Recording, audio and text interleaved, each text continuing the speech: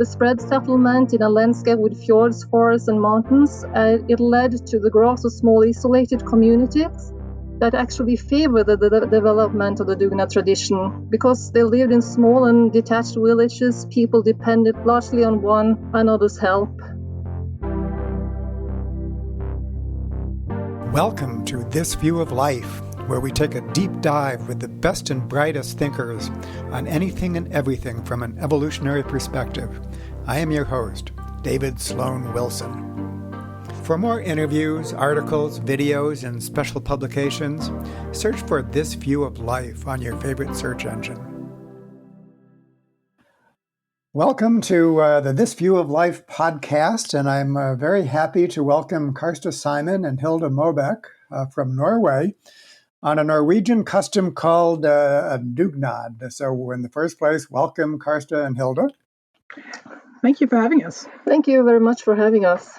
Okay, well, thank you. And this conversation requires a bit of an introduction. In the early days of the Evolution Institute, we began to study the quality of life from an evolutionary perspective. And then we decided to study Norway as a case study of cultural evolution at the national scale, leading to a high quality of life. And Norway, along with all of the other Nordic countries, are famous for working so goddamned well. I can say that as a citizen of the United States of America, which is not working well at the moment. That's called the Nordic model. It has attracted widespread interest, but we were approaching it from an evolutionary perspective as a new theoretical lens. And so we began by our first association was with Nina Vidicek and Atle Matun at the University of Oslo. And that was now a number of years ago and has really turned out very well. One milestone has been a book titled Sustainable Modernity, the Nordic Model and Beyond, which was published last year and is available open access. We'll provide a link in the notes to this podcast, which is really the first analysis of a national scale culture from a evolutionary perspective. I think it's quite groundbreaking that way. And so it was in the thanks to the Norway project that first Carsta and then Hilde became involved. Carsta first as a graduate student in the one of the first PhD courses that we taught, and then Hilde and Carsta in the second course that we taught. And it was during the second course that Dugnad, this custom that we're about to concentrate on, we decided would be really great to study from a cultural evolutionary perspective. And that has come to fruition in their article titled Dugnad, a Fact and a Narrative of Norwegian Pro-Social Behavior. And so you know that we have a novel approach when the abstract begins, evolved mechanisms of phenotypic plasticity, which are evolutionary processes in their own right, enable species to respond adaptively to their environments. So with that background in mind, let's dig into the topic, a little more about the two of you. Carsta is associate professor at the University of Agder, and Hilde is a PhD student at OsloMet. And the final point that I'll make is that both of you come from a tradition of psychology and behavior analysis, which is the branch of applied psychology that basically is the Skinnerian tradition, the tradition of B.F. Skinner. And so that by itself is noteworthy. The idea that part of the cultural evolution approach has a big emphasis on a Skinnerian psychology. And there's a whole complicated story there with respect to evolutionary psychology and so on. We'll save that for another time. All right. So now, at last, we can get to a topic at hand. What is Dugnad? Dugnad refers to a type of unpaid voluntary work where people gather to accomplish a task, often involving manual labor that requires many workers. The word dugnad means to be good enough or useful, and it is carried out as a community or collective. Sometimes dugnad and voluntary work are used interchangeable, but there are distinctions between the two terms. Traditionally, the core elements of dugnads are unpaid work. People meet face to face and they join in tasks with a defined start and end point. Work is followed by a social gathering such as a meal. So it's a work done in groups, volunteered, followed by a social gathering, such as a meal. Carsta, you're German by birth and have traveled widely before settling in Norway. Hilde, you're a native Norwegian. And so Dugnad has been a part of your whole life from childhood up to the present. Maybe you could describe just some of the actual activities that you engaged in as a child and now engage in as an adult. Yes, I can. Dugnad is arranged in all communities. It starts in the kindergartens. So it can be cleaning in the garden, for instance, and to clean the house. And it can be baking a cake. And when you grow up, it can also be to build, for instance, a house for your sport community. So there is a wide range of activities, from the very small one to bigger ones. Great. Okay, so what is the history of Dugnad? How far back does it go in the history of Norway? Dugnad has a very long history in Norway, and it's a very well-established cultural practice, but there is a very little research done regarding Dugnad. And the origin of Dugnad dates back to a broad period from the beginning of Christianity, and some also write that it's from the 14th and the 15th centuries, and voluntary organizations later adopted Dugnad as they emerged after the 1850s. But when we wrote this article, we really struggled to find researchers that had done a lot of work regarding the topic, actually. Right, and Dugnad probably is distinctively Norwegian and stretches so far back because the history of Norway is basically one of small, isolated communities. Is that right? So that's the kind of the historical backdrop: is that people were living in small communities, and the way they got things done was basically by communal effort. Is that about right?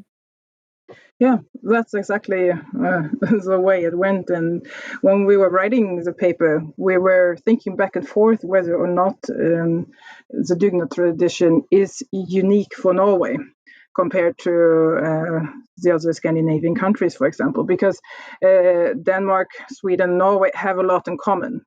It starts with a language. The languages are mutually understandable. So depending on the dialect, we have up to 90% of our words in common. So when I first moved here from Sweden, I could understand at least most Norwegian dialects, and they could understand what I said. But the word Dugnad doesn't have any counterparts in the other Scandinavian languages. So it exists in Norwegian, but not in Danish or Swedish. So I would say that there is a quantitative difference, but not necessarily a qualitative difference between the role of Dugnad. So there are similar practices in the other Scandinavian countries, but not to the same extent. And that might be exactly because of the way early settlement was organized and what you just mentioned. But Right. as Hilde said, there's hardly any research on the topic. And we are not historians, so it's a lot of guessing when it comes to the actual causes of why the practice seems to be unique in some extent. But what you actually mentioned about the spread settlement in a landscape with fjords, forests, and mountains, it led to the growth of small isolated communities that actually favor the development of the Dugnad tradition. Because they lived in small and detached villages, people depended largely on one another's help. So I think that's one of the reasons that this Dugnad actually evolved in the first place. There's a whole set of interesting conceptual issues here when we try to think of this in terms of cultural evolution. So often the Nordic countries are lumped together as part of the Nordic model, in part because they all do rank high on all of these estimates of quality of life. And yet, on the other hand, they do have their distinctive differences. And a major difference between Sweden and Norway, for example, and I suppose we could include Denmark along with Sweden, is that they were much more hierarchical, many more class differences than in Norway. Is that correct? And presumably that might account for how Dugnad specifically might be distinctively Norwegian, because Norway was much of a flatter society hierarchically than either Sweden or Denmark. Am I on the mark with all of that? Well, I think that's a good sum up. In contrast to Sweden, for example, nobility has been almost non-existent in Norway, and this might have fostered a culture emphasizing equality and social democracy that has nurtured the Dugnad practice. So even though a lot of people think that Scandinavian countries is one country, there are still a lot of differences. Yeah, and when we look at cultural evolution, then even very similar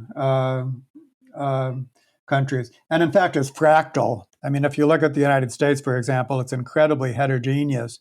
If you look at the United Kingdom, I've been having conversations which say that within a 2-hour radius of London, you can find regions of England that are more like Mississippi than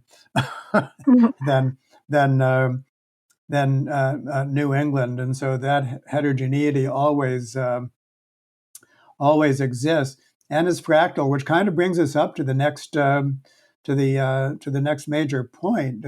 Our main conclusion from the Norway project is that what Norway has done successfully is scale up the kind of interactions that are much more common and come much more naturally at the small scale, and which are highly egalitarian. They're represented by Ostrom's core design principles, which some of our our listeners will be familiar with.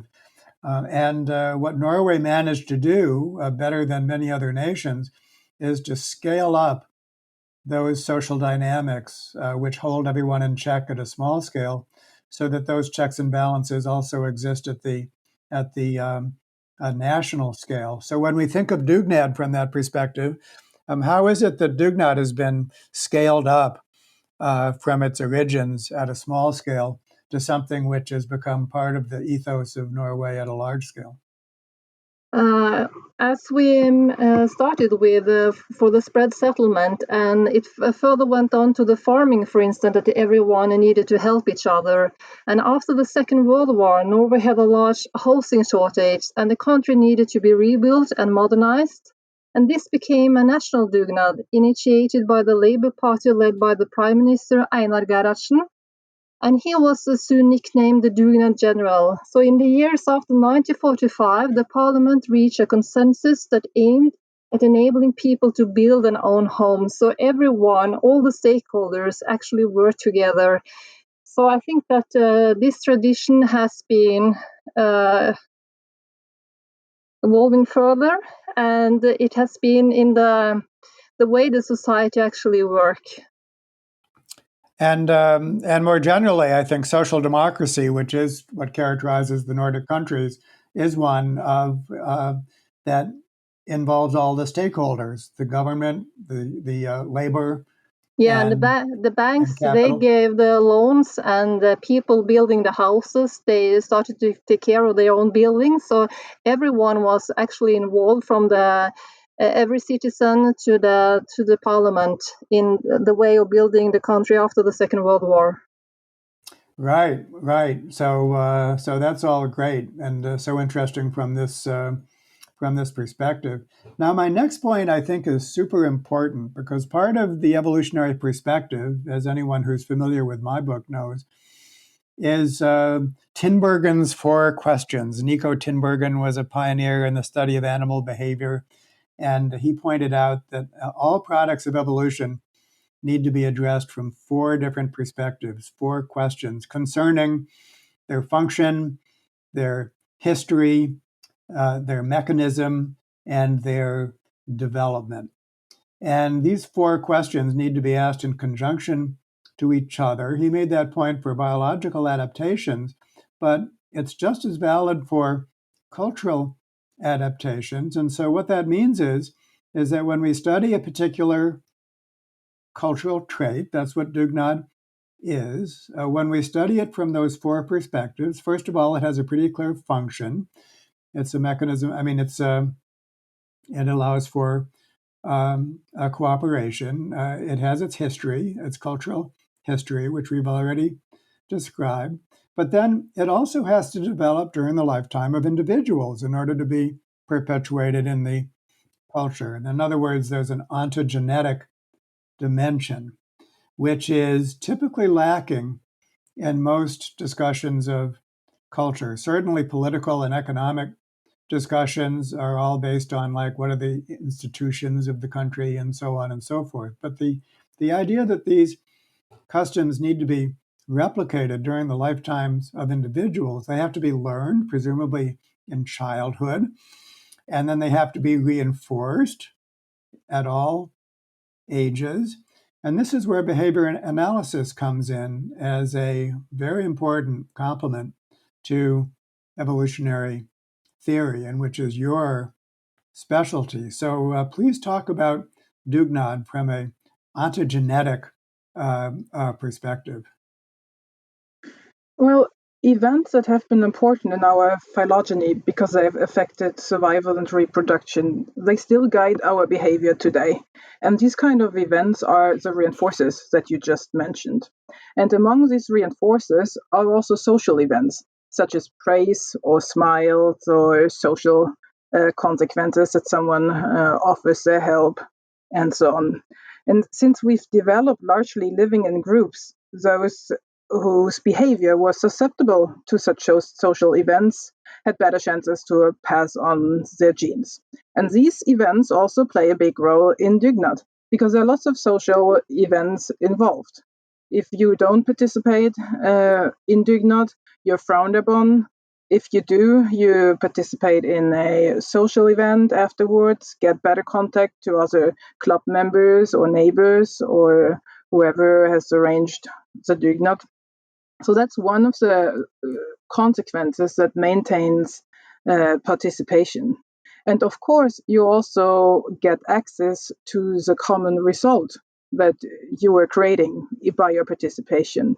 For example, in my kayak club, we regularly maintain the kayaks together. And that makes it possible for everyone to get access to affordable, well maintained equipment. So you create a product together, and this can function as a reinforcer to your common effort, and so do the social consequences. So participating and organizing Dugnads always correlates with certain events in the environment. Right. That was Hilde talking, right?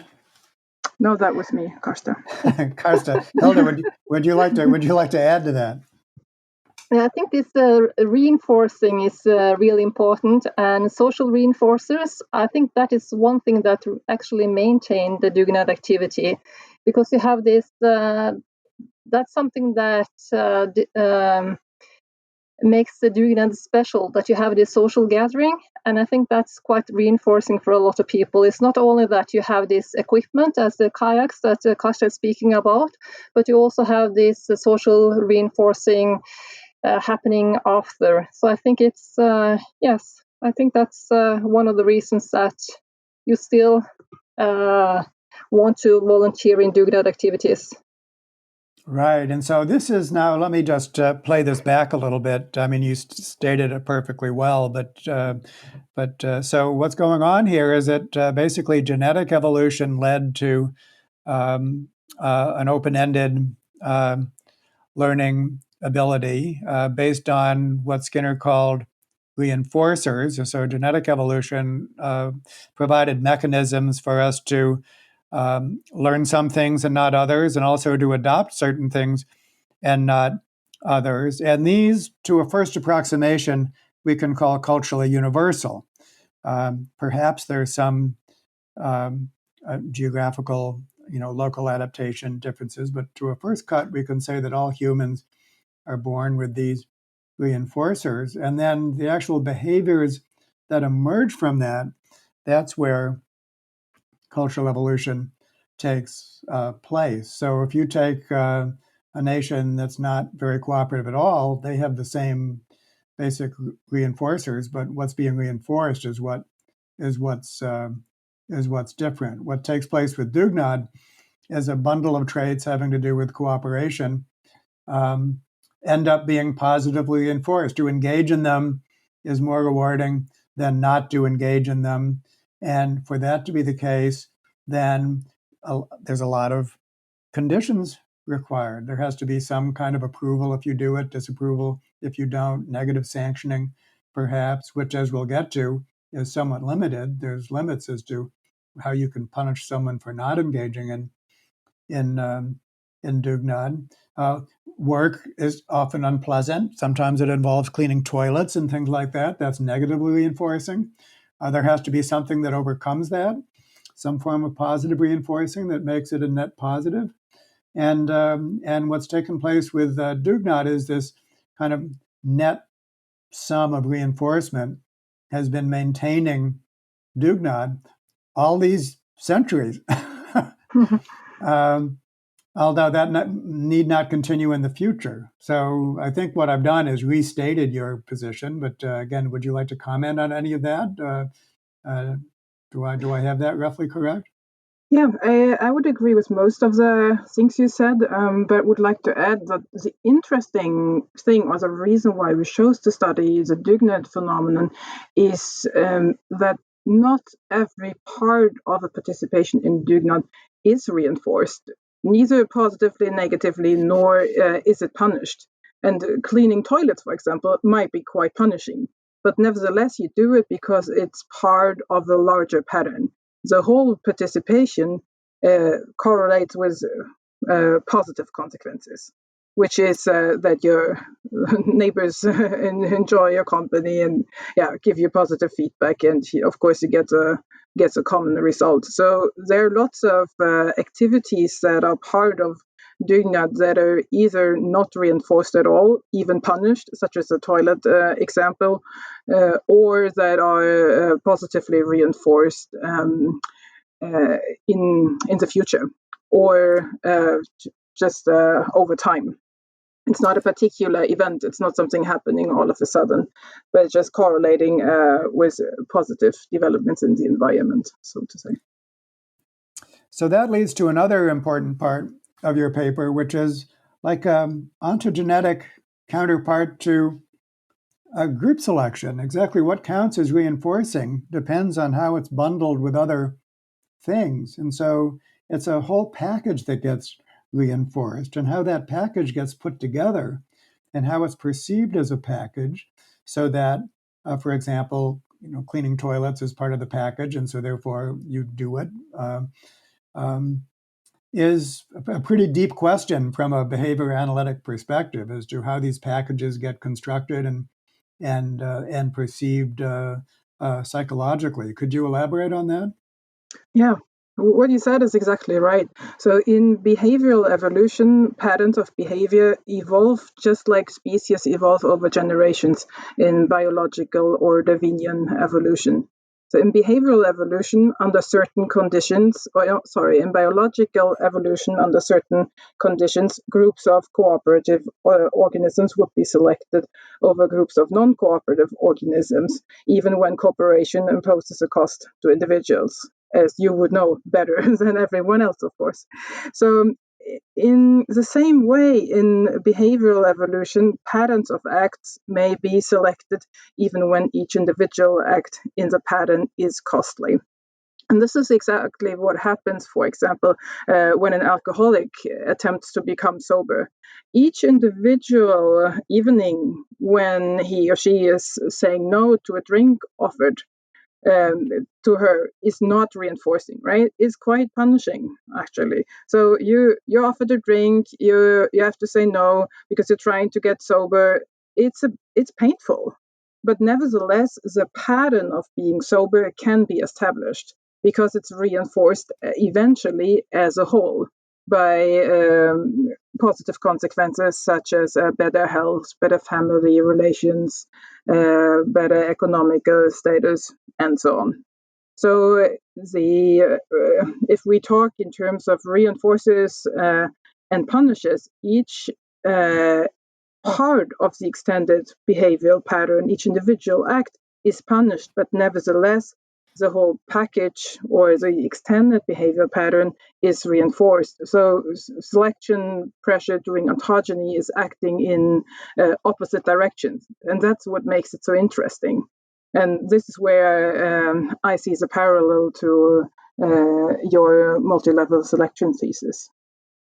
Yeah, this is worth elaborating on and bringing in some other examples.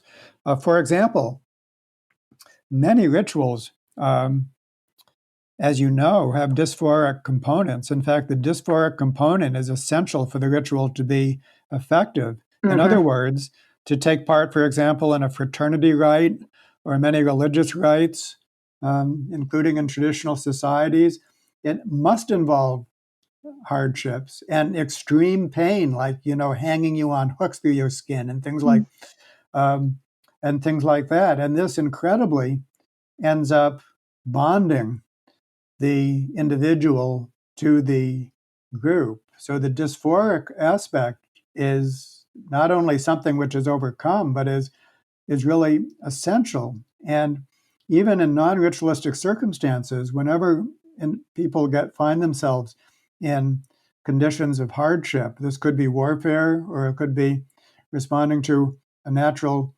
disaster, cooperating and pulling together under extremely hard circumstances, it just ends up being extremely bonding. And so I think that is an interesting observation to make. A Dugnad would be almost like a watered down version of that. What people do in most cases isn't really, that life-threatening or hard, but nevertheless, it does have an effect of this bonding effect. And of course, that gets augmented even more when you celebrate at the end with a meal and when there's the typical mechanisms for rewarding good behavior and sanctioning bad behavior, et cetera, et cetera. So that's a kind of a big picture to keep in mind when we consider a particular custom such as Dugnad. Yes, and you've already committed to a certain pattern. For example, when you show up at the Dugnad event, so you've basically already done the first step of that corresponds to your ritual example. Right. And so you just keep going because it's difficult to distinguish each and every situation. Is this leading to my goal or is that leading to my goal? So it's better to stay committed to being a good person or to trying to get where. Although when we turn to Tinbergen's mechanism question, then you really want to know how that's happening at the cognitive level, ultimately at the neurobiological level. That would be turning to Tinbergen's mechanism question. All good. So next, what is threatening Dugnad? Just because it has such an old tradition and seems to be really reinforcing in some ways, that doesn't mean it's going to persist. So what are some of the things that are threatening? And while we're talking about it, that it's also morphing. So Dugnad is now being used, the word is being used in some contexts that are quite different from ancestral cultural context. Let's talk about both of those together. How is Dugnad both morphing and in some ways declining? Well, the term Dugnad is very positively associated in Norway. So whenever you need people to support you with something, and that can be on a national level or on a private level, we call it the Dugnad, right? So in the media, you would find now we have the collecting the garbage Dugnad. Yeah. So in that week, everyone is paying attention to garbage in the forest and in and in the sea, and we maybe have a plastic bag with us and pick it all up. But it doesn't have the traditional elements of Dugnad. It's not followed by a social gathering, and it's not like organized in a local, not necessarily at least organized in a local community. So at some point one could say that the term is misused sometimes, but it's usually used for a positive, to generate a positive result. But the meaning of the term is evolving in a way. I mean, if we call Wikipedia for a Dugnad, that obviously doesn't involve any physical gatherings, but it still has other parts of the idea that we're creating something together. Yeah, and I think what Carsta is saying is very important, because how you actually frame it, people get very involved. So just to say it's a Dugnad, that there is something positive. It's it's something that you really have in it's part of your learning history. So everyone is using the word Dugnad if they want to have something done. Yeah, no, that's great. That's great. I think that speaks to cultural differences. So in what ways are Dugnad being threatened? Why is it becoming, you might say, unappealing? There are individuals that say, no, guess what? I don't want to do this. Well, I think one of the reasons is that we now have different ways of accessing social reinforcers. You have the likes on Facebook and all that, all these kind of things that don't necessarily involve meeting physically. That could be one of the reasons, and maybe you have something to add. Yes, and I think that when we spoke earlier about the Second World War. I think that no, we don't. And Norway is a very rich country, and a lot of people have all the things that they actually need. I don't want to say that we are getting more individualistic, but still we don't have the same need to help as we did before. So, and sometimes people prefer, for instance, time is a scarce resource. So instead of helping to clean your house, you probably would like to spend your time doing some leisure activities. So I think that's also a problem, that you get more freeloaders, and that's and that is a threat to the Dugnad society. The capacity to punish freeloaders, if we look in the ancestral context, especially way back in a village scenario, if someone didn't want to do it, I mean, that would just be like really, so counter-normative that the punishment for that would be quite severe. In a modern context, if someone decides not to do it, then, certain things you can't do, like you can't mandate it. List some of the things that you cannot do to enforce Dugnad. Well, the question is what we could do to get more people involved in Dugnad. Let's say if we decided that it was necessary, that we do live in a better world if we continue with the Dugnad practice. And one of the ideas that I know at least some people are testing privately, and there aren't any experimental results on it, which of course would be necessary to actually draw any conclusions. But what they've been doing is that they make the social gathering following the Dugnad activity even more attractive. That they make a huge party out of it. They're not just buying some cheap beer and sausages, but they make it an attractive event.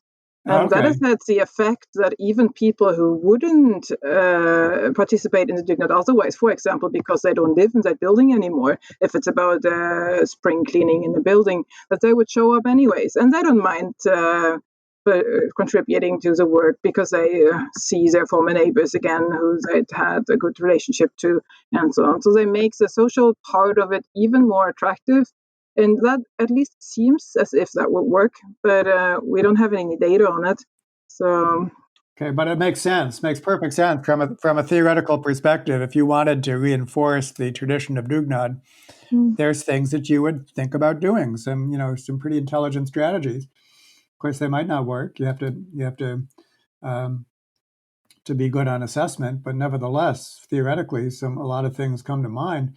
And that's a good way to finish up. I'd like to focus on education, formal education. Hilde, you said that with traditional Norwegian education really features Dugnad strongly. So children are introduced to Dugnad at a very early age, both in school and out of a school. They get the pleasure of it, and basically it becomes entrained as something that you do as a child, especially if it's rewarding, is going to be pretty impactful for the rest of your life. And now we know that in modern times, education has become very much oriented towards academic achievement. And the idea that education should include education in pro-social behavior one way or another, such as Dugnad, and that has to be taught in a way, is really not part of the mindset of modern education. It's all about scoring high on academic achievement and also such things as national rankings. So that, and Norway is not immune from that. When they look around and they find out that some other nation like Finland is doing higher on their educational scores, aka academic achievement, then they might reorient their educational practices and they might leave out cooperation training. It might not occur to them. So, and I believe that is, actually happening in the Nordic countries. So, can you expand upon that? Well, yes, I think that is. I agree with you that we are not immune to the society of competition in Norway, but still we are a very egalitarian country, and I think that I have two daughters in the Norwegian school, and they still learn about how to cooperate and how to participate, and they have Dugnad activities. And as I learned from my mother, I teach my daughters to participate in Dugnad activities, but I see that there are a trend that there is more focus on achievements, and both in sports and in schools. So there is something is changing. That's for sure. And I think one of the things that that an evolutionary perspective offers is a rationale for why cooperation is something that has to be a part of schooling. If that wasn't obvious before, then it becomes more obvious when we look at it through this evolutionary lens. It could make use of a cultural heritage such as Dugnad, or it could be a newly formed cultural tradition. But it is something that needs to be part of education. Arguably, a lot more important to learn how to cooperate and become practiced in how to cooperate than to have some kind of math aptitude or so on. Of course, you want both, but in any case, I think that's one of the assets of looking at this from an evolutionary perspective. And the Norwegian school system does focus a lot on teaching children cooperation and to minimize the differences in achievements between the students. So there aren't any attempts of building an educational or academical elite, but it's almost the opposite. So the idea is rather that all children should get through and rather help each other than to stand out with particular academic results. So we wouldn't call this a Dugnad, but it is a focus on rather helping each other and cooperating than to standing out even more by outperforming everyone else. And right. This focus is more so in Scandinavian countries in general than it would be, for example, in the States or in Germany. Yeah. So this whole ontogenetic component, I think, is so important, just to see it as one of the questions that have to be asked, plus the mechanism question, in addition to the function question, is where Tinbergen's 4 questions, I think, becomes really useful for public policy formulation. Well, this has been a great conversation, and the article that it's based upon was published in the Perspectives on Behavior Science and has been made open access for a period of time. And so that's great. And then the book that I mentioned previously, Sustainable Modernity, the Nordic Model and Beyond, has been made open access forever. So these are great resources for our listeners. And thank you, Carsta and Hilde, so much for taking the time to tell us about this great Norwegian tradition. Thank you for inviting us, David. It was a pleasure. Thank you very much.